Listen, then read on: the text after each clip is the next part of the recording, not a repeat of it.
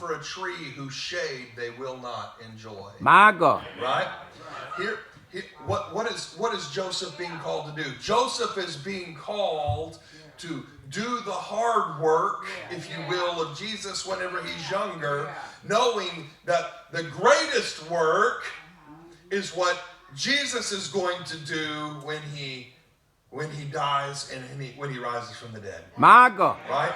My God. Joseph, you're going to be, and he doesn't tell him this, but what you're doing is the behind the scenes work for Jesus to do the greatest work that's ever been done in mankind.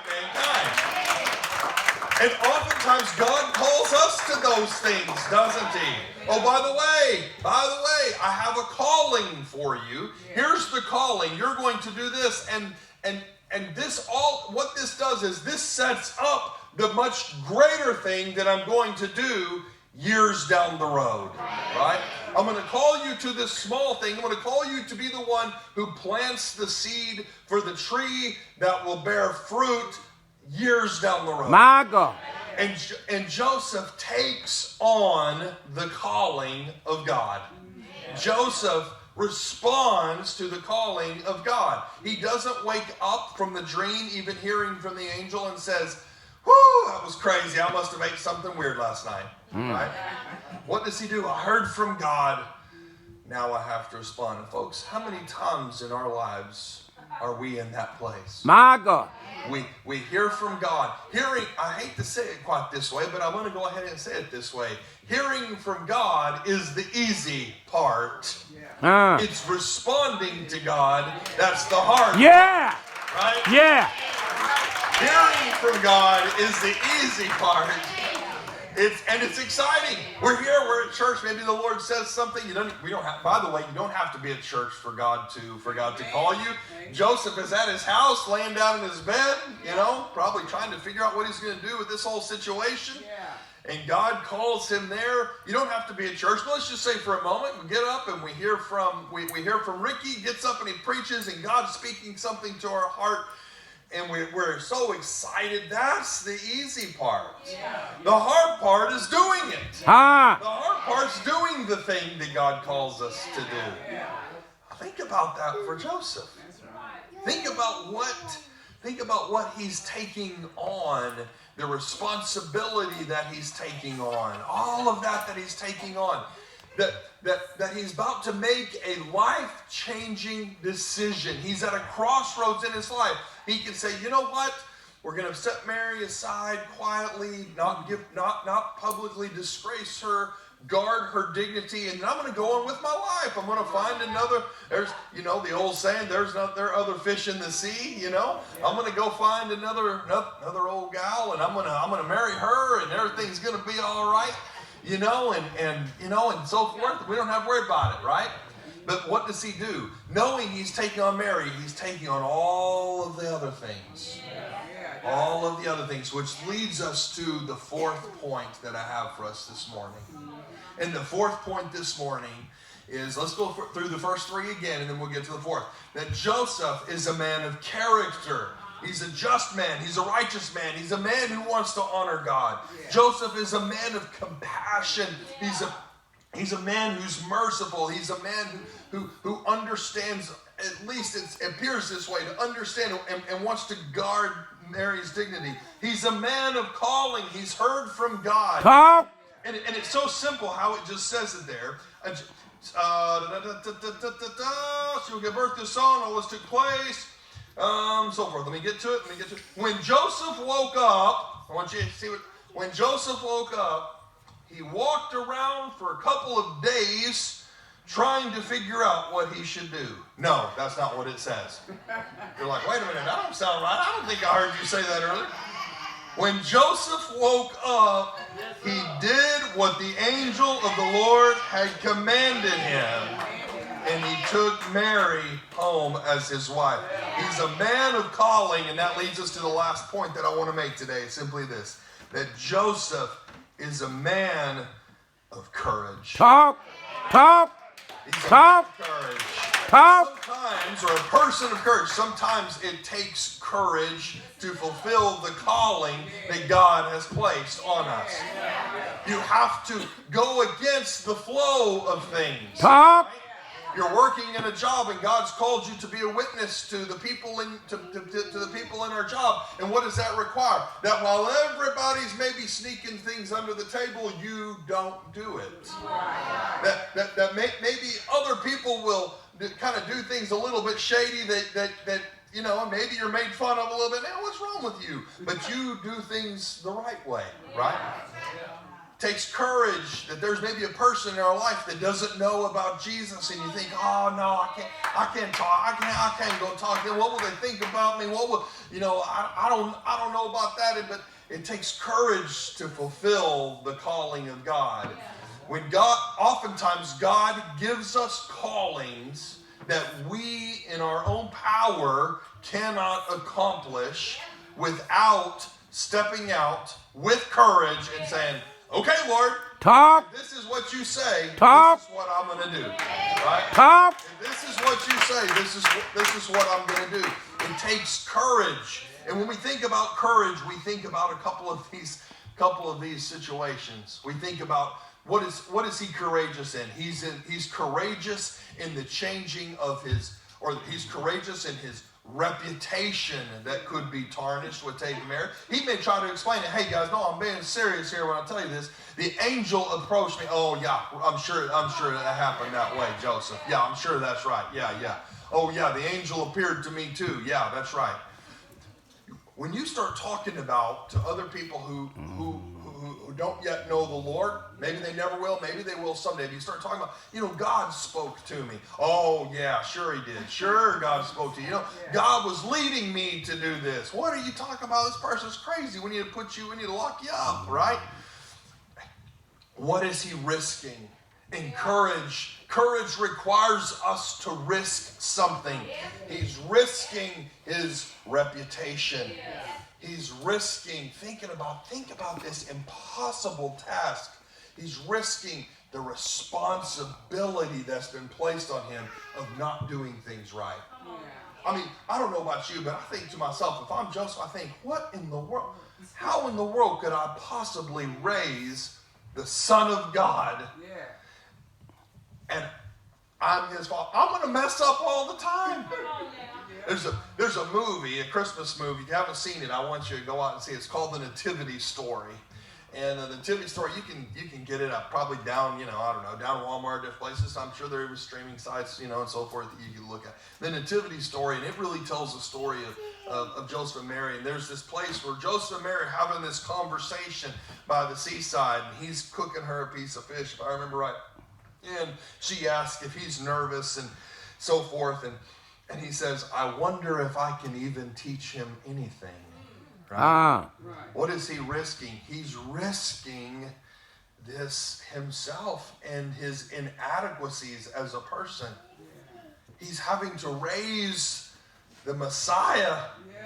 What if I don't do it right? What if I mess this thing up? But God, if you've called me, I'm going to do it. Lord, if you've called me, I don't feel like I can do that. I feel like that's way above what I could possibly do. But if you've called me, I can do it. We have this calling all the way along. And look at all these places where where Joseph is risking things in answering the call of God. Number one, in taking Mary as his wife and saying, yes, I'll raise Jesus. Then we move along. After the baby's born, he has in verse 13 of chapter 2, when he had gone, an angel of the Lord appeared to Joseph in a dream. Get up, take the child and his mother and escape to Egypt. What is he risking? He's risking his business, right? His carpenter business, and he's built up all these clients and so forth. He's risking his business. He's risking going into a country that he doesn't know, Egypt, right? He's risking financially all of these things. He's risking it. But God, if you've called me, then I will do it. He gets up and he takes the child, his mother, during the night. They leave for Egypt. He comes back. When Herod realized that he had been, I read the wrong passage there. After Herod died, an angel of the Lord appeared in a dream to Joseph in Egypt. and said, get up, take the child and his mother, go back to the land of Israel. What is he risking again? He's risking starting over all over again. But he's a man, folks, of character, compassion, calling, and he's a man of courage. He's a man of courage. And sometimes we don't really realize we have courage until God has called us and we say, well, I'm just going to do it. I'm just going to do it. I'm just going to do it. This is what God has said, I'm just going to do it. Start a church in Marshall, Texas, right? Right where we're at. Well, I don't know, but God, I'm just going to do it. Yeah. Right? Talk to that friend or that loved one that doesn't know the Lord. I don't know, but hey, God, if you've called me, I'm just going to do it. Right? You really need to turn this bad habit or this sin problem that you have over to God. You need to repent of it and say to God, God, I got to break free of this. And if you've called me, then I've just got to do it. And then whatever the specific calling is that maybe God has on your life, whatever it is, what that he has on my life, whatever it is, I'm just going to do it. My God. We don't realize courage. In fact, courage, folks, really is just a disguise word. It's a disguise word. It's a fancy word for me to give you 4 C's to remember. Because courage, when it gets right down to it, Joseph's a man of character, compassion, calling, courage. Courage is a disguised word simply, as we see in this story, for obedience. He's a man of obedience. My God. Really, that's what it comes down to. What are we to obey? We're to obey the next thing. Joseph doesn't know how the story goes and how the story ends. We don't know how it all ends. But Joseph's just called to obey the next thing. I want you to take Mary. Obey that thing. I want you to go to Egypt. You obey that thing. I want you to come back. Obey that thing. What is the thing right now that God is calling you to obey? My God. What is God calling you to obey? So as we come here to the end of the preaching time, as we think about what God is doing in our lives, we might say, if you're like me, even as I was preparing this, Lord, gosh, I wish I was like Joseph. God, I want to be like Joseph. I want to be a person of character and compassion and calling and courage. Lord, I want to obey you. My God. Most of the time, God, if I'm being honest with you, I don't feel up to the task. But God, I'm just going to step out. And whatever it is you're asking me to do, the next thing you're asking me to do. You and I both know, Lord, I messed up. You called me in the past and I failed and I messed up. But God, and this is true for each of us today, what's on the plate today is the calling for today. What's on the plate for today is obedience for today. It doesn't matter that 7 years ago we disobeyed. We can't relive that. Right. What we can live out is the calling of obedience today. My God. So what is God calling you to? So this morning, if you'll stand with me for just a moment. If you'll stand. Bishop and I do this a little bit different. Because he has a personality that is as big as all of Texas, and maybe the whole United States for that matter. But I'm just going to simply put it out there to you. Is there something that God has spoken to your heart? Is there something that you would say, I want to step out, and I want to step out, and I want to say, today I want to be obedient in this thing.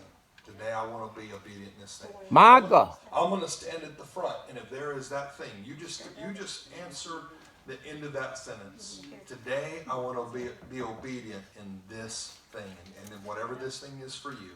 I'm just going to stand at the front, and if that's join the church, then there's an opportunity to join.